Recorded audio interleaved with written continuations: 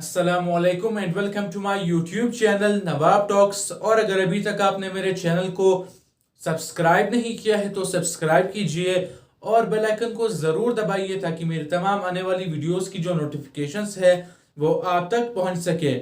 तो पिछले लेक्चर में हमने क्वाड्रेटिक फार्मूला के ज़रिए क्वाड्रेटिक इक्वेशन को सॉल्व किया था और वह पिछले लेक्चर में मैंने ये भी कहा था कि मैं क्वाड्रेटिक फार्मूला का जो प्रूफ है कि किस तरह हमारे पास क्वाड्रेटिक फार्मूला डिराइव होता है, मैं उसका प्रूफ पोस्ट कर दूंगा, एक फोटो में अपलोड कर दूंगा। लेकिन चूंकि मेरे सब्सक्राइबर्स कम हैं जिसकी वजह से मैं फोटो अपलोड नहीं कर सकता, तो इसीलिए मैंने सोचा कि उसका प्रूफ मैं इधरी बोर्ड पर समझा देता हूँ और इस तरह आपको सही से समझ भी आ जाएगा।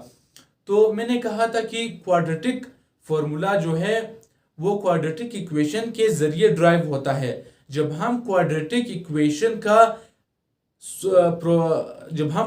इक्वेशन को कंप्लीटिंग स्क्वायर के प्रोसेस के जरिए, यानी कि जब हम क्वाड्रेटिक इक्वेशन पर कंप्लीटिंग स्क्वायर का प्रोसेस अप्लाई करते हैं और फिर सॉल्व करते हैं, तो उसके बाद हमारे पास क्वाड्रेटिक फॉर्मूला ड्राइव होता है। तो सबसे पहले तो हम ये पढ़ लेते हैं कि कंप्लीटिंग स्क्वायर का प्रोसेस होता क्या है, फिर हम आगे पढ़ेंगे, फिर हम आगे ड्राइव करेंगे क्वाड्रेटिक फॉर्मूला को। तो आज हम क्या पढ़ेंगे? आज हम पढ़ेंगे प्रोसेस ऑफ कंप्लीटिंग स्क्वायर। हम पहले कंप्लीटिंग स्क्वायर का प्रोसेस पढ़ेंगे कि ये प्रोसेस होता किस तरह है, फिर हम बाद में क्वाड्रेटिक फॉर्मूला को डिराइव करेंगे। तो कंप्लीटिंग स्क्वायर में हमारे पास 6 स्टेप्स होते हैं। कितने स्टेप्स होते हैं? 6 स्टेप्स होते हैं। तो पहला स्टेप कंप्लीटिंग स्क्वायर का हमारे पास ये है कि step number 1, the equation should be a quadratic equation.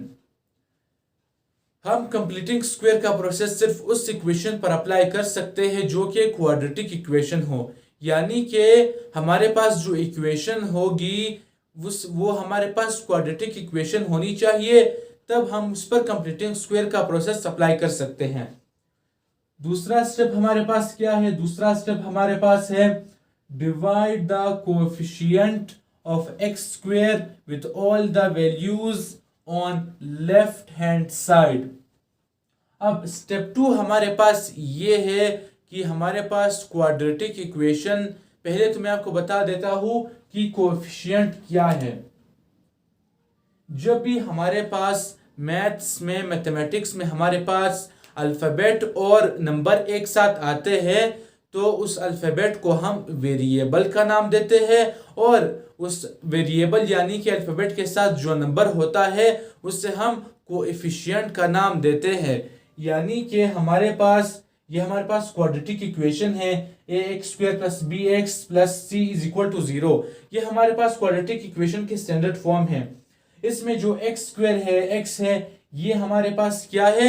ये हमारे पास ये तो अल्फाबेट्स है, लेकिन मैथ्स में हम इनको क्या कहते हैं? वेरिएबल का नाम देते हैं। किसका नाम? वेरिएबल का।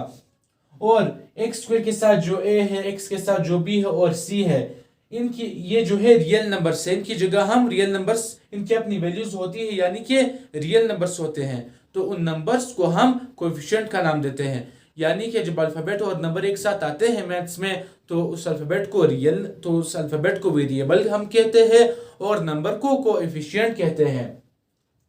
तो यानी कि क्वाड्रेटिक इक्वेशन में जो हमारे पास एक्स स्क्वायर होता है उसके साथ, यानी कि उसके साथ जो कोएफिशिएंट होता है, जो नंबर होता है, उस दूसरे स्टेप में हम क्या करते हैं? उस एक्स स्क्वायर के साथ जो नंबर होता है यानी कि कोएफिशिएंट होता है उससे हम डिवाइड करते हैं लेफ्ट हैंड साइड पर जितनी भी वैल्यूज होती है एक्स स्क्वायर के कोएफिशिएंट को हम उन तमाम वैल्यूज के नीचे डिवाइड करते हैं। यानी कि ये हमारे पास क्वाड्रेटिक इक्वेशन है, इसमें एक्स स्क्वायर के साथ a है, यानी कि एक्स स्क्वायर का जो कोएफिशिएंट है a है, इसकी a की जगह कोई भी नंबर हो सकता है।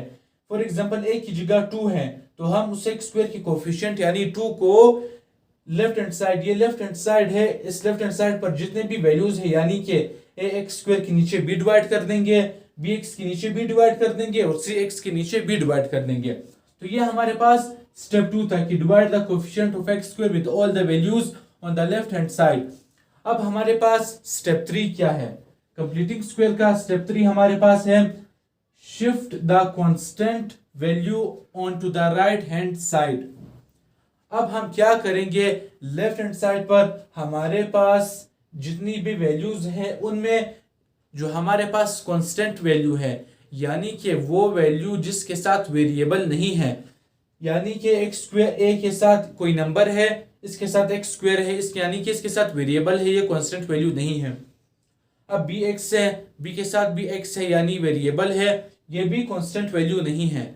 सी के साथ वेरिएबल नहीं है, यानी कि लेफ्ट हैंड साइड पर वो वैल्यू जिसके साथ वेरिएबल नहीं है वो कांस्टेंट वैल्यू कहलाता है, और उस कांस्टेंट वैल्यू को हमें लेफ्ट हैंड साइड से राइट हैंड साइड पर शिफ्ट करना है।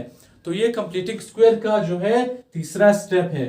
कंप्लीटिंग स्क्वायर का चौथा स्टेप ये है कि multiply coefficient of x with 1/2 and then take its square and then add the value on both left hand side and right hand side।